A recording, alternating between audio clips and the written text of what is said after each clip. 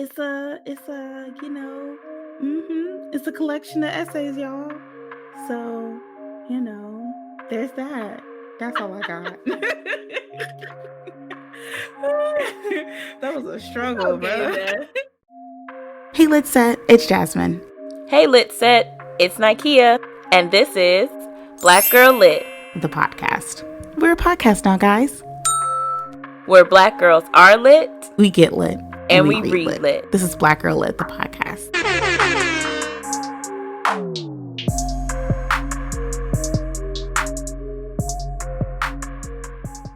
Hey, Lit Set. It's Nikea and Jasmine back here with another episode of Black Girl Lit, the podcast. Hey. Shaking my titties. Oh, shake those titties. Them titties is tittying, girl. Look at them titties, titty. Titties, tittying like titties never titty before. Look at them titties, titty, girl. We are back with season 3. Oops, what was that? Ooh, I think my headphones are about to die. We are back with season 3, episode 4 of the podcast. Episode cuatro. Yes. And it's another book that I chose, another nonfiction book, another book of essays. Thank you. I keep doing this to us. But it is an anthology entitled Well-Read Black Girl, Finding Our Stories, Discovering Ourselves by Glory Edim. Illustrated by Alexandra Bowman. So there are some illustrations in there and I want to give her credit.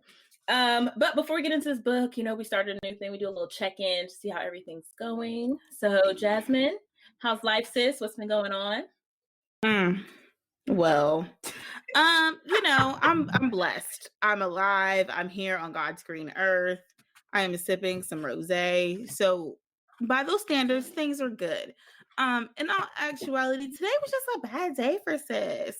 Sis, you know how there's always the memes where people be talking about how they be lying on their resume to get a job, and then it comes time to actually use those skills that you put on your resume. I'm living that life currently, except I didn't lie.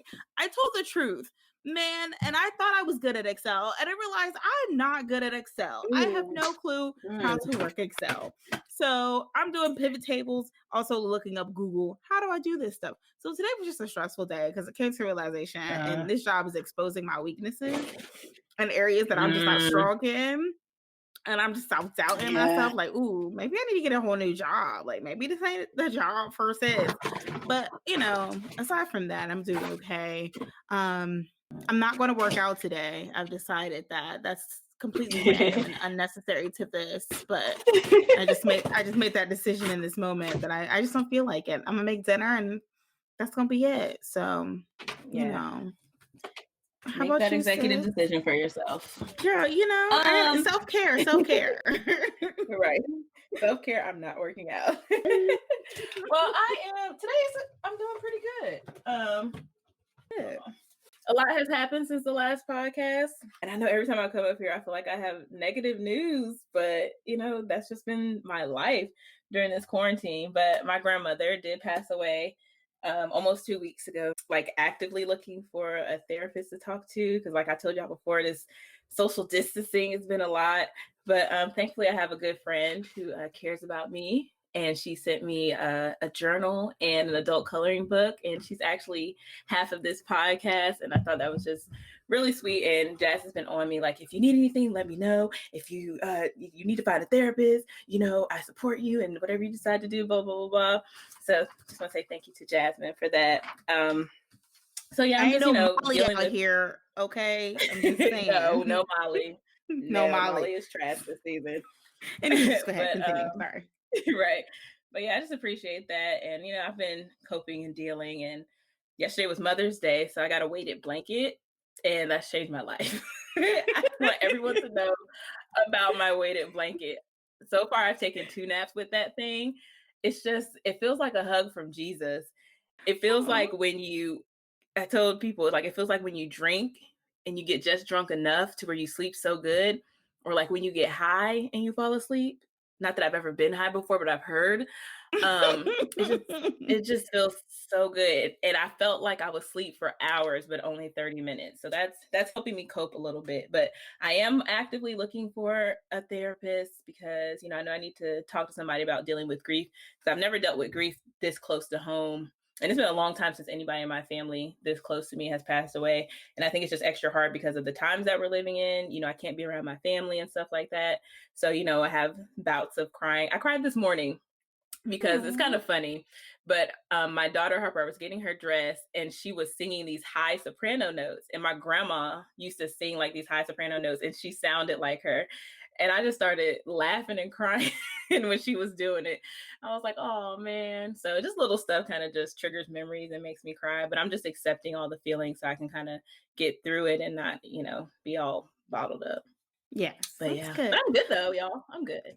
Well, first out, again, my condolences to you and your family for your loss. I know how much your grandmother meant to you, but I am happy to hear that you are allowing yourself to feel those emotions and to go through them, and then just to kind of grieve at your own pace and to heal at your own pace and not rushing that process. Because a lot of people, I think, rush it and because they don't want to deal with it, but it's important that you actually deal with that stuff and kind of make some headway. And that was your grandma singing through Harper. That's what that was. Right. So we're all checked in. All right, y'all, let's get into this book. This is an anthology, like I said, entitled Well-Read Black Girl, Finding Our Stories, Discovering Ourselves by Glory Edim, illustrated by Alexandra Bowman. And we're going to get into our first section, which is about the author. Glory Edim is the founder of Well-Read Black Girl, a Brooklyn-based book club and digital platform that celebrates the uniqueness of Black literature and sisterhood. In fall 2017, she organized the first ever Well-Read Black Girl Festival. She worked as a creative strategist for over 10 years at startups and cultural institutions. Most recently, she was the publishing outreach specialist at Kickstarter. She serves on the board of New York City's Housing Works bookstore. She was raised in Arlington, Virginia, a multicultural hub near Washington, D.C., and she is the eldest of 3. Her parents, both Nigerian, divorced when she was in the 6th grade, and as a teenager, she flew back and forth to Nigeria to visit her father over the summers. She comes from a family of readers. Her mother was a historian before immigrating to the United States and often took Edim and her younger brothers to the library where they would stock up on books, and that's where she discovered Maya Angelou's I Know Why the Caged Birds Sing. After high school, she attended Howard University and immersed herself in Black feminist literature. She says, I was reading Bell Hooks or Toni Cade Bambara or Pat Parker. All these women have helped shape my own sense of self-worth. And just a little bit about the illustrator, Alexandra Bowman. She is a California native.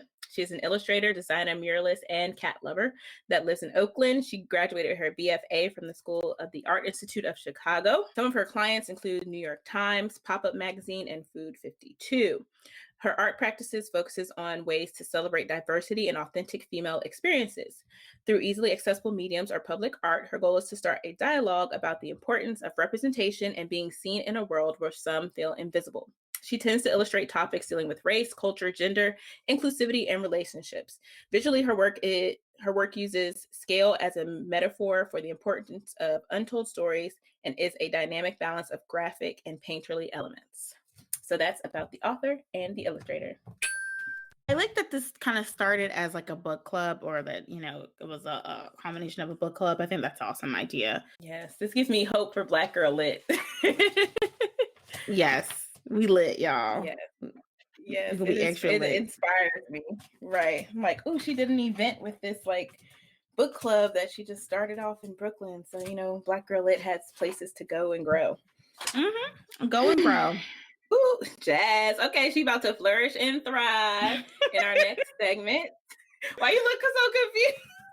Cause, man, it's hard to thrive with these essay books. See, you can do it. So Jazz is going to flourish and thrive with her synopsis of the anthology, Well-Read Black Girl, Finding Our Stories, Discovering Ourselves. Okay, y'all, I won't even tell you to come along with me on this journey because it's going to be bumpy, okay? So y'all can stay home if you want to. You can just stay in the car. But no, seriously. Well Read Black Girl, like Nikea said, is an anthology. It's a collection of 21 essays written by different female Black authors, activists, writers in different forms, whether it's poetry or just novels or, like I said, different writers. Um, and the collection of essays is actually one of the cool things that I liked about this book, which is probably could go under my reactions. I'm probably skipping ahead a little bit. Was that some of the people who were contributors were people that I actually knew, whether they be actresses or authors that we have read here as Black Girl Lit. So that was actually cool to see. It's a it's a collection of essays, y'all. So there's that. That's all I got. That was a struggle, Okay, bro. Jess. Oh my gosh, it's fine. I think one thing I would just add is like all of the essays have a common theme of like their journey of readers and discovering themselves through literature. Yes, like she said, that's the one thing. Like one of the things that everyone kind of touched on was like either the first book that they read that made them become a lover of reading, or a book that really spoke to them where they felt like they saw themselves for once. Like we always talk about, representation is really important when you read book. I mean, not read when you watch movies or for toys for children, but representation is also really important within literature. So that's something that they were talking about, as well as the time where they felt seen or could see themselves in some form of literature. They see, there you go, you got it, sis. Okay. That was a struggle bus. Okay. But this will probably be the last anthology group of essays for a while. It's not. I don't read nothing. Yeah. I just pick it. And then start reading the synopsis. We never learn our lesson here. Never. Yeah. Why? It's been working for us. Let's continue with what we know. Right. Why change it? We just stumble into greatness. Exactly. That's what we do. We know, actually, we don't stumble. We attract greatness because we are great. Okay. Talk your shit. Manifest that shit. All right. Next segment is our initial reactions, which is just our guttural feelings about the novel or the book or the text that we've read. So first and foremost, why did I pick another book of essays? Bruh, that was my question. When I first realized that this was a book of essays, sis. But yeah, okay. Then my second point goes with that. I thought this was going to be fiction, or it was just going to be nonfiction about one well-read Black girl, about how like her journey, to becoming like a well-read Black girl. That's what I thought it was going to be. So that's why I picked this one. I didn't know the way it was going to be set up. Okay. And then I was excited to read essays by my favorite authors. Like Jazz mentioned, there's an essay by Danielle Clayton in there. No other names jump to my mind because there's so many I can remember. In there. Oh yes, Renee. Awesome. But I was excited to see names that I was familiar with. I was like, oh, I've heard of her or I've read her book. So that was just really cool. And you learned something about Danielle. You do. And I thought maybe I had missed that when we did our synopsis about her. And I was like, wait a second. I would have remembered that.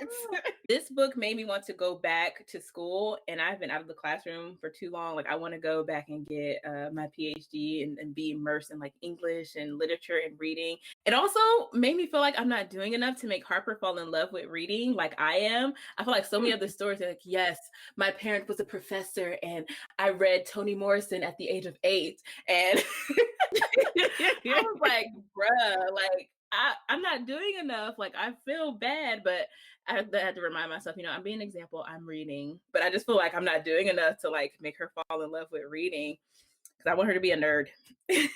Harper will be a nerd. Okay. There's no way to slice it. Look at the material. Right. So look at the source material. Right, look, and she's still going. All right. Then next I said, I saw Jazz just came for me, y'all, but it's cool. And my husband, but it's cool. I saw myself in many of the essays and writers' lives, and I could relate to them and what they read. Like there was one person who wrote an essay about Amazing Grace. I love that book. I still have it. Like I was like, oh my God, this is like me. I could relate to different parts of people's essays. Even though my parents weren't professors, and I didn't get to rub shoulders with Toni Morrison and Toni Cade Bambara. Like, y'all, these are the lives they live. I saw a lot of authors and books that I have not been introduced to. So that was really interesting. And that makes me want to start a well-read Black girl like reading challenge because of this book. Because inside of the book, they tell you all the books that are mentioned in the book, and then like books that they just have a well-read Black girl recommendation list. So I just want to read all the books that are inside of this book, like as a challenge. So similar to Nikea, my first reaction was, sis, why did she pick another essay book? Second reaction was, ooh, this is less pretentious than the last essay book. Third reaction was like, okay, these essays are actually pretty good. Especially when I started to recognize some of the authors. Like she said, Danielle Clayton we've read, Renee Watson, Tiari Jones, who was actually the first episode of the second season of our podcast. She was in there. So it was like recognizing those authors. And Gabrielle Sidibe, was it Gabrielle Sidibe? Gabrielle? Yep. Recognizing those names make it easier for me to get into it. And also they were touching on different things and it was different perspectives. So unlike the last essay book where it was just one person's perspective on different situations, we're still getting different situations, but different perspectives. And also one of the things that kind of made me like sit back and think was like, these people can remember that one book that really touched them and really grabbed them to want to be, an avid reader. And I was sitting there thinking, okay, what was that book for me? Like, I love to read, but I can't tell you the book that was like, this is it. This is the book that I really want to read. Aside from the fact I used to read, you know what? I take it back. It was probably Fly Girl. Now that I think about it, now that I'm actually sitting here thinking about it and turning it in my head, because I really remember reading Fly Girl because it was such a like, I remember it was my mama's book. It was paperback. It was small, and I had to kind of like steal it from her to read it, because I don't think she wanted me to read it. Because I think it has some, it was Omar Tyree. Yeah, right. It has some salacious situations. So, but still, that, like I said, this book made me try to think back on the time and like what really captured me as a reader and what made me want to get so deep into reading. I'm not one. I will say it was hard for me to read, mainly because it was just essays, and it wasn't as academic as thick, but it still is a collection of essays, so you can't really get away from the academia feeling of it. But it was much easier to read than the last essay collection. Yeah, I think this one was easier because they were more personal. Like you actually got to learn about the person's life. Like even thinking back to Thick, like the one essay where she talked about like going to the hospital and having a stillborn child and losing her baby, like that one was easier to read because it was just more personal and less academic. But these were just more personal. Like you got to like kind of go through their childhood or maybe their teenage years, young adult, and their current life to see how they became the reader or writer that they were. What got me into it was my first grade teacher, Miss White. And she was just very adamant about her Black students and her Black female students being successful. And I remember in that class, it was first grade, she read Mafaro's Beautiful Daughters. And I remember hearing a character's name, Nyasha. And I was like, oh my God, I have a cousin named Naisha. Like, and it was not a typical standard American name like Ashley or Amber. And I have a very unique name. So I think even one of the authors wrote about this, about, seeing yourself in these books and having characters with, special names, just like you have. Okay, all right, y'all. So those are our initial reactions.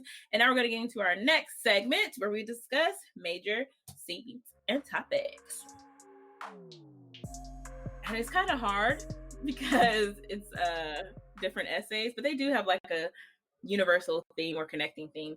So the first thing I wrote down was this question, because Jazz used to do this, questions that need answers. But my first major theme topic is, what makes you a well-read Black girl? I think that's a question we can discuss. Seeing yourself in novels, there are different ways. And I read this article in school called, what is it called? Mirrors, Windows, and Sliding Glass Doors by Dr. Rudine Sims Bishop. So she says that books can either be mirrors, windows, or sliding glass doors for the readers. And they mention that a lot. They mention those different things a lot in those essays. And I wonder if the people who wrote those essays actually read Dr. Bishop article. Then I said how literature is taught and what literature is taught, because I think that's something that came up a lot too, in people's stories and experiences. Then also how reading and writing are connected, and they are communal and public activities, because a lot of people think that writing is something that you keep to yourself, but it's actually supposed to be public. And reading, people often think it's something that you keep to yourself, but through this podcast, reading is public, boo-boo. You want to share it with the world. And then I mentioned this already a little bit in my reaction. So being raised in reading and raised in culture. Okay.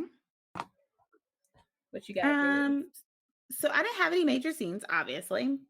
Right. But some of the topics that I saw, I didn't have any questions, but more so like based on the essays, there were themes of like family ties and family expectations, of like how your family is supposed to see you, or how your family, how you should be seen by your family. Identity, and that one was kind of tying into Danielle Clayton's essay.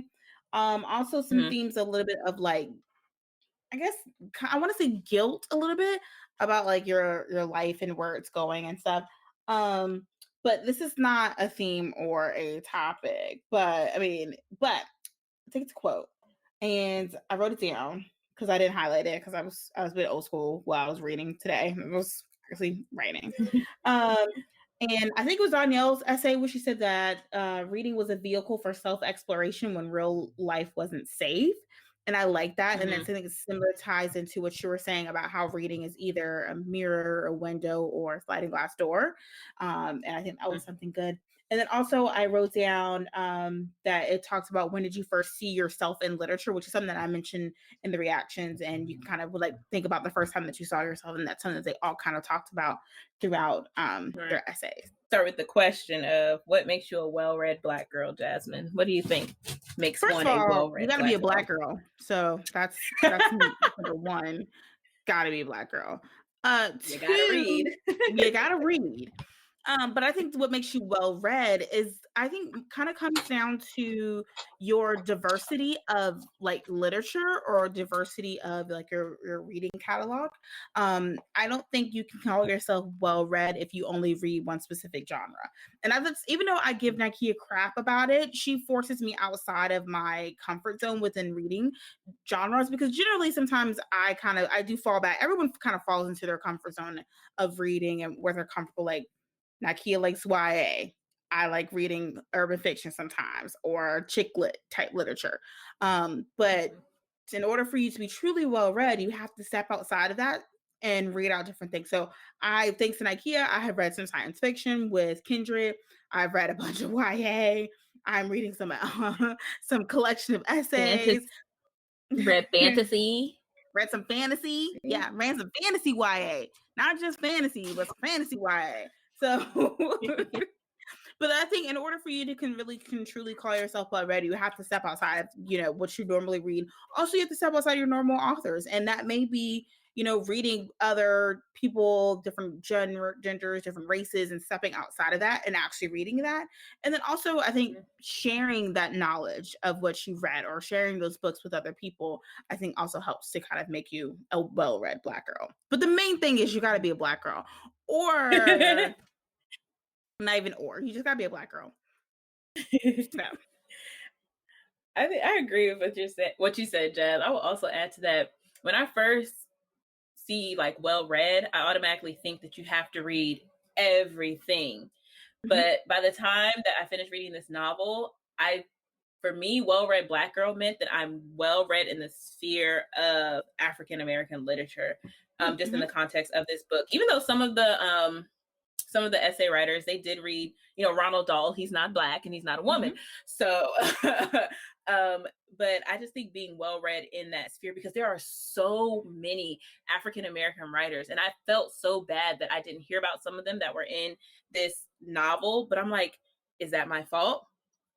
And I honestly think, no, it's the society that we're raised in, because although Great Gatsby is Jazmine's favorite book and she loves it, and I enjoyed it too, it's one of those books that it's like required reading in school. But why isn't Maya Angelou, why isn't Toni K. Bambara, Bell Hooks? I didn't hear about Bell Hooks until college. I didn't hear about Ntozake Shange until graduate school. That's when I heard about some of these African-American authors. And I just feel like being well-read, like Jazz said, you got to be Black, you got to be a girl, but it's just being well-read in these different spheres of African-American literature, because I feel like the canon of African-American literature can educate our children. If we were to stop reading books by people that of the dominant culture, if all these books were to suddenly go away and be burned, we could still educate children. Society could still be cultivated with books by African Americans or people of African descent, those types of authors. Because some of the authors in this book were,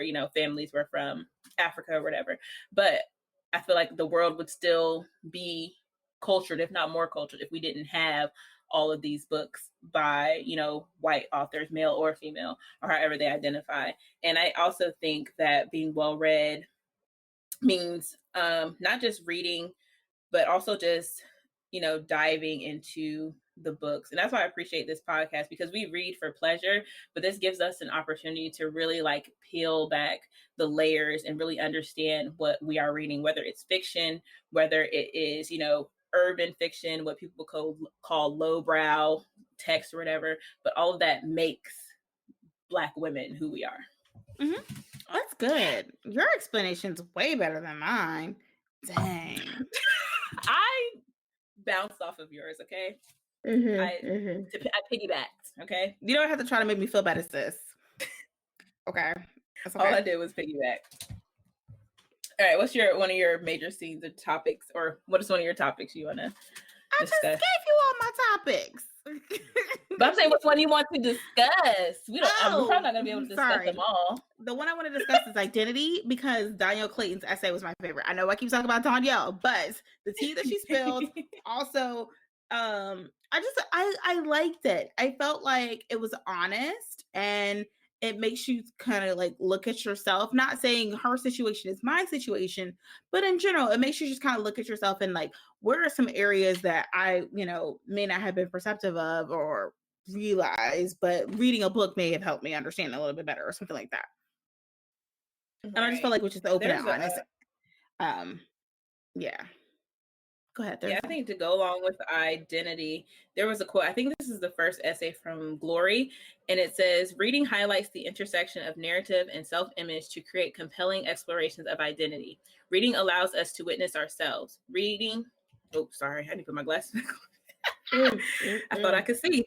"Being a reader is an incredible gift, providing me with a lens to interpret the world. Most important, it has invigorated my imagination, allowed me to choose which narratives I want to center and hold close." And the note I wrote under that is, "Reading gives you power, and we are the ones in control of what we read, and it shapes how we view the world and how we view ourselves." So I think that ties in perfectly with what you were talking about with identity. Yes, and that makes me wonder. I had that highlighted. I wonder if like Danielle hadn't read certain books, would she have been able to like walk in her truth like she had at such a at an early age? Would it have taken her longer in her life to be like, this is who I am and this is who I'm going to be as a woman? That's a good question. It does make me wonder. The one thing I want to talk about that ties into identity is seeing yourself in novels, the mirrors, windows, and sliding glass doors. So I do have an article here. You can hear that. Oh, wow. You got full paper. This is, and I'll put this in the show notes, and I just want to read one thing. This is by Dr. Rudine Sims Bishop, which she is like the first person to do like a study like this and gather like African-American texts and to see how we're represented. But the title of it is Mirrors, Windows, and Sliding Glass Doors. It says, "Books are sometimes windows, offering us views of worlds that may be real or imagined, familiar or strange. These windows can also be sliding glass doors, and readers have only to walk through an imagination to become part of whatever world has been created or recreated by the author." And then she says, "When lighting conditions are just right, however, a window can also become a mirror. Literature transforms human experience and reflects it back to us. And in that reflection, we can see our own lives and experiences as part of the larger human experience. Reading then becomes a means of self-affirmation, and readers often seek their mirrors in books. And I think that is like the overarching theme for all of these essays. All of the essay writers were looking for themselves in the books that they were reading. And when they found that one book where they can see themselves, it was like something that you grab onto and hold on to. Like for me, like I said, reading Mafaro's Beautiful Daughters, that is something that I've always held on to. Like I could see myself in those characters. You know, the characters were beautiful. They were women. They had unique names just like me. So that was something that I could like truly grasp onto. And I think it's important, especially for Black women and Black people, to have books where we see ourselves, because although, you know, we have some great authors who are non-Black, you can't really, it's just something about, I don't know what it is, I can't put it into words, but there's something about really seeing yourself in a book. It makes a world of difference. And as you were saying that and reading that, I was thinking, all right, what's a book that I felt like was a mirror to me? And I think recently it would probably be Black Girls Must Die Exhausted. Not necessarily the whole story, but there was elements of Tabitha's story that was like a mirror holding up to, like me holding up a mirror to myself, especially for her being in her early 30s, trying to figure out her life, and everything that she thought was going to be like how her life was going to be laid out was not going to according to plan. And I think for me, that has something that would, you know, resonated with me. A book that was a window for me that kind of exposed me. I mean, everyone could probably say like Harry Potter, because everyone feels like, oh, when I read about Harry Potter or read Harry Potter, I'm, you know, taken away to Hogwarts or something like that. But honestly, I think recently a book that was a window for me, window / sliding glass door, was The Seven Husbands of Evelyn Hugo. I felt like I was in Evelyn's world with her. That's not a book that we read for the podcast. But still, I just felt like I was in there, 1940s, 1950s with Evelyn while she was in the closet kissing her girlfriend. So, you know. Spoiler. Spoiler. Yeah. I mean, and it's not to say that, you know, books that are windows or sliding glass doors are bad, but all of your books, I think that goes into being a well-read Black girl. All the books you read should not be windows. All of them should not be sliding glass doors. All of them should not be mirrors.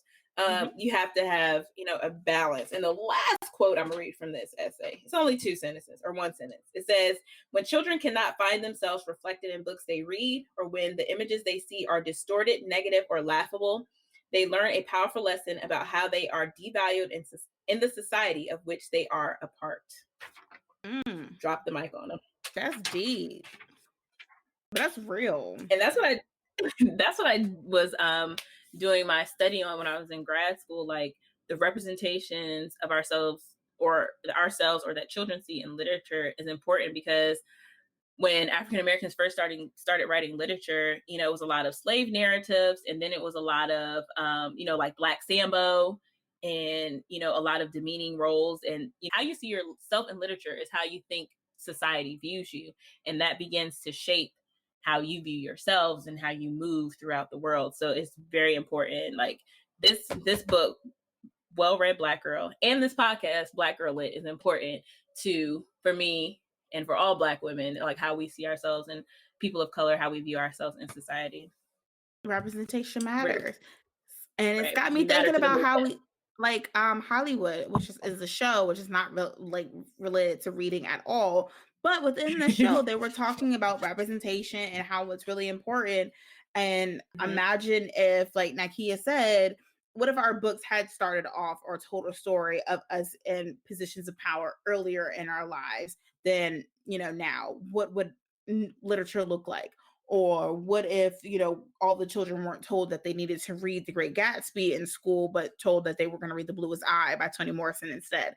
What would, you know, their lives look like in terms of how they read? And, but basically just saying, like, how would have things turned out from a reading perspective, from a literature standpoint? Because there's a lot of books that I, like I said earlier, that I have not read by people of color, because I just was not exposed to it. But I was exposed to The Crucible. I was exposed to, you know, The Great Gatsby. I was exposed to, Animal Farm, 1984, those types of books when I was in high school, what my reading path had been like had I been exposed to books by women of color or people of color in general. And I just want to say, I'm not going to talk about any more of my topics because I could like go on forever. I think we kind of touched on everything a little bit, but I will say the last essay that was in the book was actually my favorite. I'm trying to pull it up. But I wrote like, this is my favorite essay from the novel, and it's so real and relevant because the last essay, the author of that one, she like wrote, these are books that you should read if you books for a Black girl's soul. Yeah, and it was like books if people hate on you for liking Cardi B. And like in that section she went on and talked about like how people have how they feel like some things are like highbrow or lowbrow, but that's all controlled by like the people who are in power. And eventually things that are considered lowbrow always become mainstream. You know, how people, like culture vultures and cultural appropriation, and also people always find a way to make money off of what they consider to be lowbrow eventually. But I like that. I like that essay because I feel like it just brought the whole thing home and it just made you connect. And I'm like, oh, I want to read this book. Oh, I never heard of this book. And like, I felt this way before. I feel like people judge me because I like Cardi B. Like, I feel like people judge me because I can, got a bag and fix my teeth. Hope you hold no, it ain't cheap. And I pay my mama bills. I ain't got no time to chill. And I can still talk to you about Toni Morrison and Alice Walker and Toni K. Bamara and Ntozake Shange, and I can be very eloquent and I can code switch. I know what I'm talking about on both ends. So that just spoke to me. Like that final essay was, whew, I loved it. I want to say who wrote it. Hold on, let me pull it up. Caitlin Green Nidge, Books for a Black Girl's Soul. She's an author. That was just beautiful. Beautiful. And that's all I'm going to say about that. Thank you, Forrest. We appreciate that. Anything else you want to touch on, Jazz? Because I can go on in this segment of the episode forever. No, I think we touched on everything that I want to touch on, and we got real high level. So no, there's nothing else. I will say though, I do appreciate that last essay. I appreciate the book in general, just because it provided me, because I'm always struggling to find, okay, what's the next off Black girl lit book that I'm going to read. What's my filler book? This provided me with a vast list of books to read. Hundreds. Yeah, I should not be struggling to find something to read. But we're going to go ahead and move on. And maybe you can add to this next section with stuff from the previous section in our next episode. So our next segment is what we call Sips. It's where we invite our listening audience to send in little audio clips, or you can type up something. You can email us at blackgirllityt@gmail.com, or you can send us a DM at blackgirllit_ on Instagram, and you can discuss with us previous books or topics that we have discussed on the podcast or ones that we are currently discussing. We just want you all to engage with us, okay? Send us the sips. We want you all to be a part of this. Go ahead and get on this wave early, because once we blow up, y'all gonna start getting mad because we don't include your sip on the episode, okay? That's all I'm gonna say. That's it. All right, y'all, this is the final segment of our show, which you have all been waiting for. It's time for us to rate our book. Rate it. We're gonna rate it. Rate it. We're gonna rate it. Rate it. We're gonna rate it. So if y'all have been listening to our show or watching our YouTube BookTube series, if you've made it to season 3, you know our rating scale.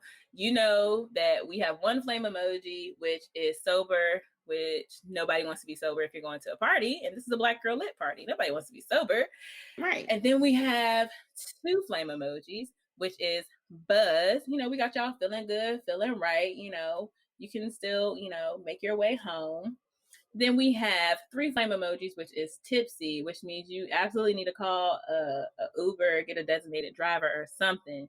But then last but not least, the only reason you come to a Black girl lit party is to get 4 flame emojis, and you get lit. You might have to spend the night.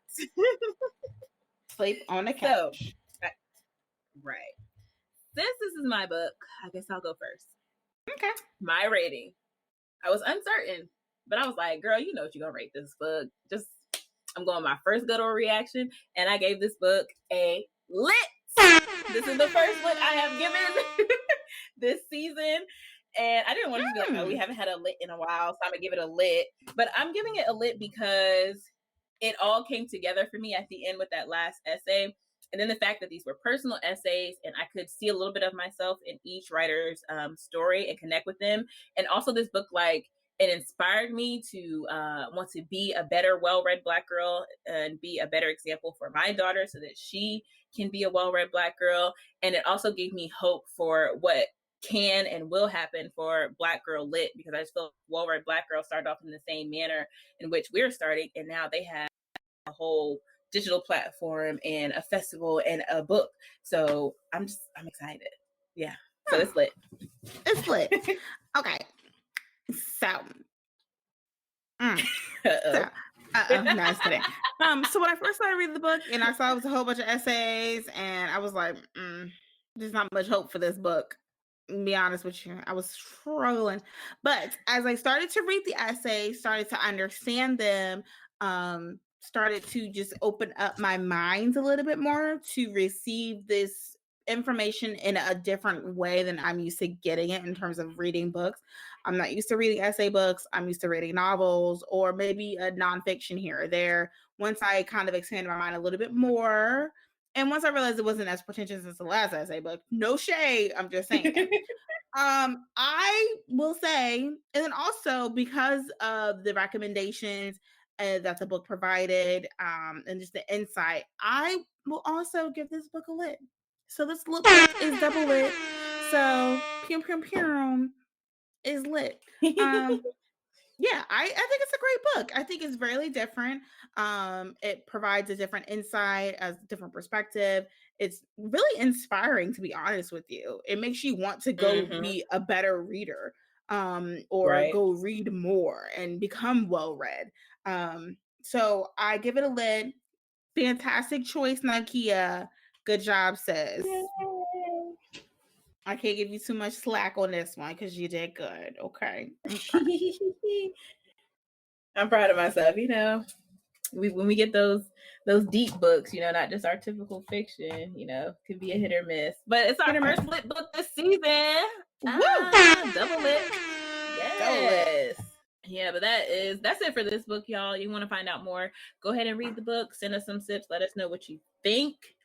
And our next books, Jazz, do you have them up already? I do. So our next two books, the next one that we're going to read is Crazy Rich Asians by Kevin Kwan, which definitely does not fit our normal pattern in the sense that, one, he is Asian, two, he is a man. So definitely not following our normal formula.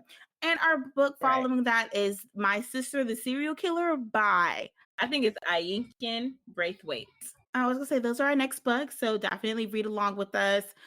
We will have a special segment in our review for Crazy Rich Asians, so make sure to stay tuned for that. Send us your sips, please. Read along with us. Engage with us, because y'all not engaging. Okay, I need y'all to engage. So come on and engage. And that's on period. I'm going to pass it back to Nikea because she closes it out, because she got the closing. Oh, yeah, because Jazz got to end with her aggressiveness. That's it for today's episode, y'all. Thank you for listening. And as always, stay Black Girl Lit. Stay Black Girl Lit, y'all. And that's on period. Okay. He was drinking instead. Okay.